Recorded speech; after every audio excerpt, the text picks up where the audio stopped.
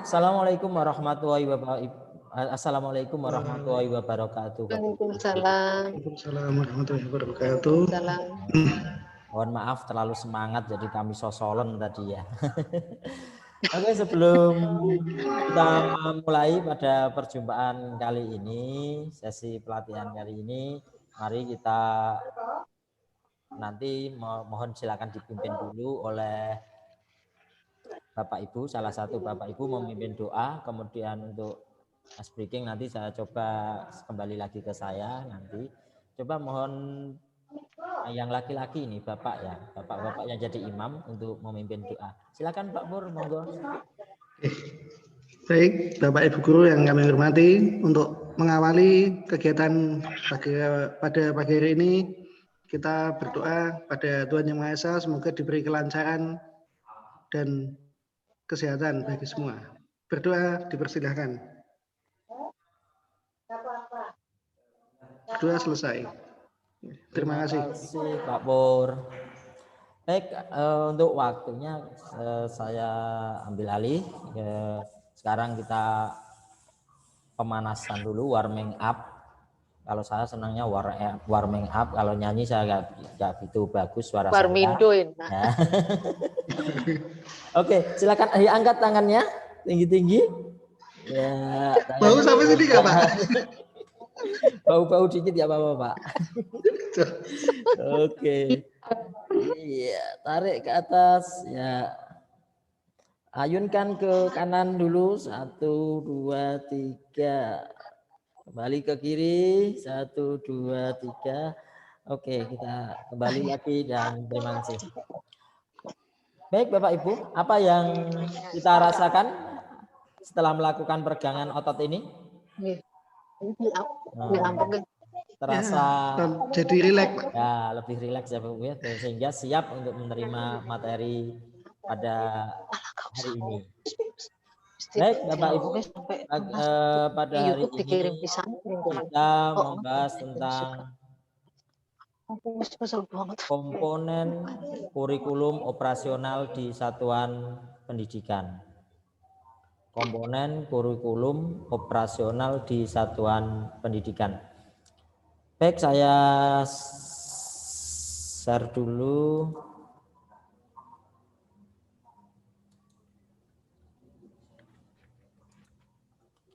Sudah kelihatan Bapak Ibu?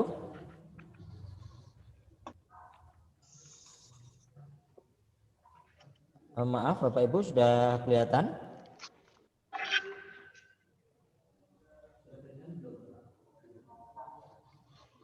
Sudah, Pak. Iya, Pak, kelihatan. Sudah. Terima kasih ya. Kurikulum, komponen kurikulum operasional di satuan pendidikan. Tentunya Bapak Ibu semua sudah mengenal kurikulum karena saya tahu betul bahwa Bapak Ibu sudah mengajar puluhan tahun ya, sehingga saya kira tidak asing lagi terkait dengan kurikulum. Namun yang kita bahas kali ini adalah kurikulum operasional di satuan pendidikan.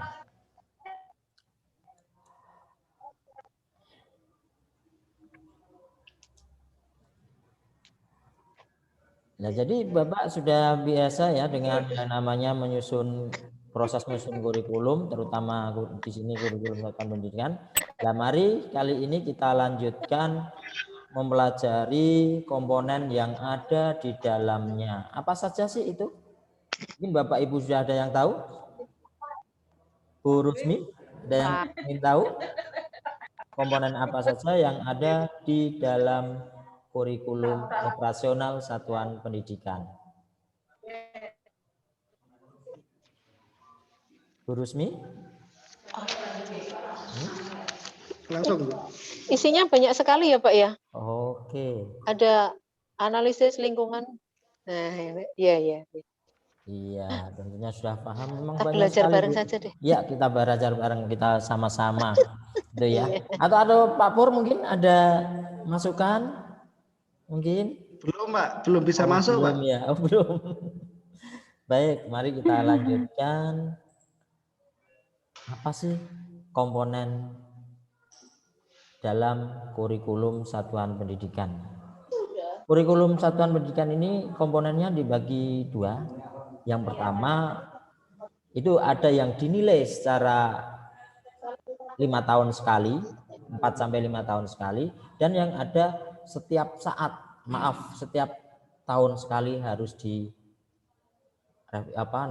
ditinjau kembali atau direvisi kembali. Nah, apa saja di komponennya? Ya, ditinjau ulang. Apa saja ini yang 4 sampai 5 tahun sekali? Ini adalah karakteristik satuan pendidikan. Jadi tentunya di sekolah Bapak Ibu memiliki karakteristik yang mungkin berbeda dengan sekolah yang lain. Jadi dari karakteristik ini kalau kita artikan dalam bahasanya, dari analisis konteks dirumuskan karakteristik sekolah yang menggambarkan keunikan sekolah dalam hal peserta didik, sosial budaya, guru dan tenaga kependidikan. Wah, Guru Smi sudah mengantuk ini. Saatnya ngopi. Kemudian ada visi misi dan tujuan sekolah. Ini mohon maaf ini terlalu semangat ini yang mengetik ini ya. Pada dasarnya adalah visi, misi dan tujuan sekolah. Mohon maaf ini yang ngetik terlalu semangat. Putus kenapa, Pak? Mohon maaf, Bu. Padahal jaringan bagus ini.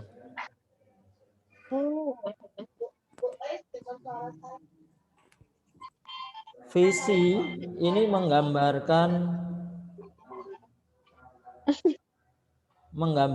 bagaimana peserta didik menjadi subjek dalam tujuan jangka panjang sekolah dan nilai-nilai yang dituju. Kemudian terangan yang kedua,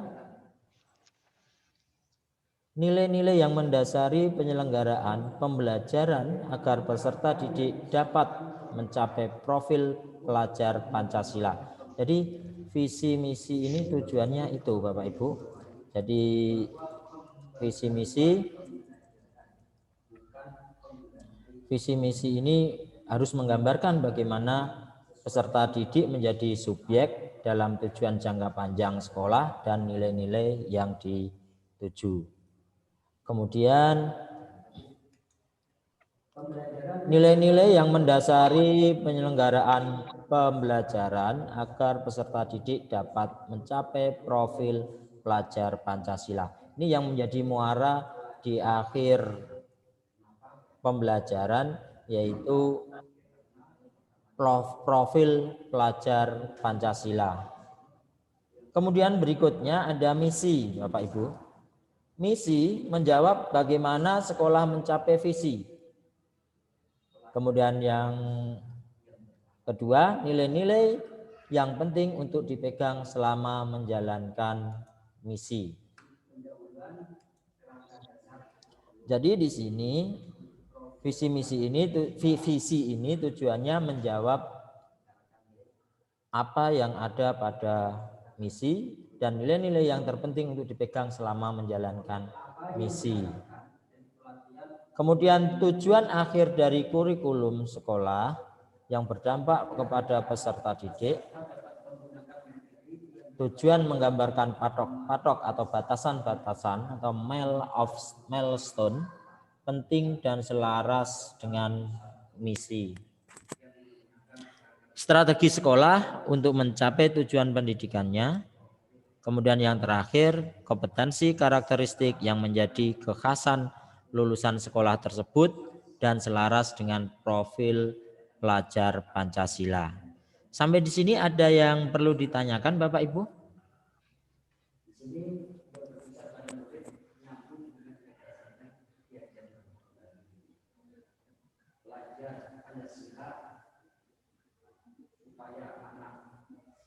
Baik Bapak Ibu, kalau memang tidak ada yang ditanyakan, kita lanjutkan pada komponen yang menjadi tinjauan, komponen utama yang ditinjau setiap tahun. Nah, apa saja itu? Yang pertama adalah pengorganisasian pembelajaran. Pengorganisasian pembelajaran ini Bapak Ibu adalah cara sekolah untuk mengatur muatan kurikulum dalam satu rentang waktu dan beban belajar. Cara sekolah mengelola pembelajarannya untuk mendukung capaian pembelajaran dan profil pelajar Pancasila. Misalnya diadakan setiap minggu, dalam artian mingguan, sistem blok, atau dengan cara pengorganisasian lainnya Bapak Ibu. Contohnya intrakurikuler berisi muatan mata pelajaran dan muatan tambahan lainnya jika ada mulok. Mungkin di sekolah negeri muloknya tidak begitu banyak, namun kalau di swasta ini banyak sekali muloknya. Apalagi yang di pesantren biasanya ditambahkan muatan-muatan mulok yang berbau atau yang menyangkut dengan pesantren. Kemudian proyek penguatan profil pelajar Pancasila. Di sini menjelaskan pengelolaan proyek yang mengacu pada profil pelajar pada Pancasila pada tahun ajaran tersebut. Kemudian ekstrakurikuler, gambaran ekskul dalam bentuk matrik maupun tabel. Lanjut, rencana pembelajaran Bapak Ibu. Komponen berikutnya yang ditinjau setiap tahun adalah rencana pembelajaran. Rencana pembelajaran untuk ruang lingkup sekolah menggambarkan rencana pembelajaran selama setahun, berisi alur pembelajaran atau unit mapping untuk sekolah-sekolah yang sudah menjalankan pembelajaran secara integrasi. Program prioritas satuan pendidikan. Lanjut. Komponen berikutnya adalah pendampingan, evaluasi, dan pengembangan profesional. Kerangka bentuk pendampingan, evaluasi, dan pengembangan profesional yang dilakukan untuk meningkatkan kualitas pembelajaran secara berkelanjutan di satuan pendidikan. Pelaksanaannya dilakukan oleh para pemimpin satuan pendidikan secara internal dan bertahap sesuai dengan kemampuan satuan pendidikan. Berikutnya adalah lampiran. Lampiran di sini menggambarkan rencana pembelajaran ruang lingkup kelas, menggambarkan rencana pembelajaran per tujuan pembelajaran dan atau per tema untuk sekolah-sekolah yang sudah menjalankan pembelajaran secara integrasi. Contoh penguatan profil pelajar Pancasila, penjabaran pilihan tema, dan isu spesifik yang menjadi proyek pada tahun ajaran tersebut. Deskripsi singkat tentang proyek yang sudah dikontekstualisasi dengan kondisi lingkungan sekolah dan kebutuhan peserta didik, tidak perlu sampai rincian pembelajaran. Kemudian yang berikutnya atau yang terakhir di sini adalah referensi landasan hukum dan landasan lain yang kontekstual dengan karakteristik sekolah. Demikian Bapak Ibu tentang komponen kurikulum satuan pendidikan. Mungkin ada yang perlu ditanyakan atau ada kendala-kendala dalam pembelajaran ini, silakan untuk mengajukan pertanyaan atau pendapat tentang kurikulum, komponen kurikulum satuan pendidikan. Monggo, saya persilakan kepada Bapak Ibu untuk memberikan masukan atau mungkin pertanyaan.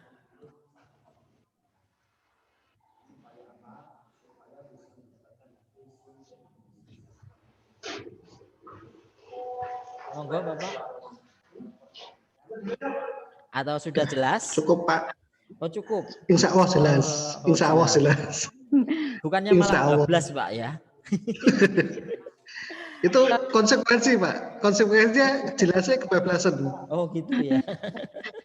panjang lebar. Panjang kali lebar ya. Tapi mungkin Sebelum ada ya, satu hal. ya betul, silakan Bu. Di apa Bu? Itu apa itu peranan komite sekolah di dalam penyusunan kurikulum itu gimana ya Pak supaya bisa efektif, bisa betul-betul memberikan kontribusi gitu. Baik Ibu. Mungkin Bapak Purwanto bisa membantu saya menjawab. Ya, ini berdasarkan pengalaman di sekolah kami, Ya. peran serta komite sekolah memang dilibatkan, tapi selama ini belum begitu optimal. Memang dilibatkan, tapi hanya mungkin dalam tanda kutip formalitas, belum bisa secara efektif memberikan kontribusi terhadap penyusunan yang diinginkan. Oke, terima Seperti itu kasih. kalau di tempat sekolah kami.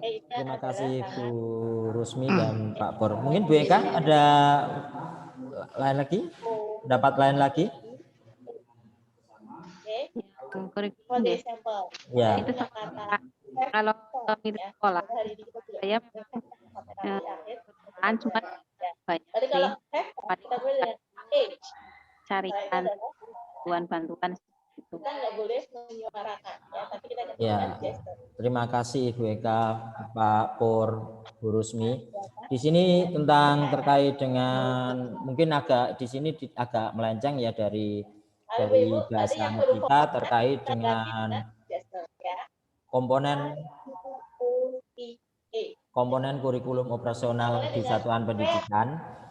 Sini saya mencoba menjawab bahwa untuk memang peran komite di sini memberikan masukan dan juga memberikan pengawasan bagi terlaksananya kurikulum di suatu satuan pendidikan. Itu jawaban saya. Jadi perannya seperti itu. Kalau memang selama ini hanya formalitas, ya mungkin ini yang perlu diperbaiki Bapak Ibu. Karena memang saya perhatikan di beberapa sekolah, baik itu sekolah besar maupun sekolah kecil seperti tempat saya, itu kurikulum memang Besok mohon maaf Bu. Ya.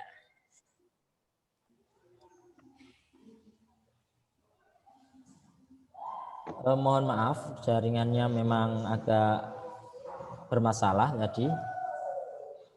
Baik Bapak Ibu, untuk selanjutnya silakan Bapak Ibu diskusikan tentang kurikulum, komponen kurikulum satuan pendidikan ini pada kelompok Bapak terima Ibu. kasih. Silakan dikerjakan sebelum waktunya sudah habis. Saya cukupkan sekian, sampai jumpa pada Disembunyikan sama perjumpaan instrukturnya. atau materi yang berikutnya. Selamat sore dan assalamualaikum warahmatullahi wabarakatuh.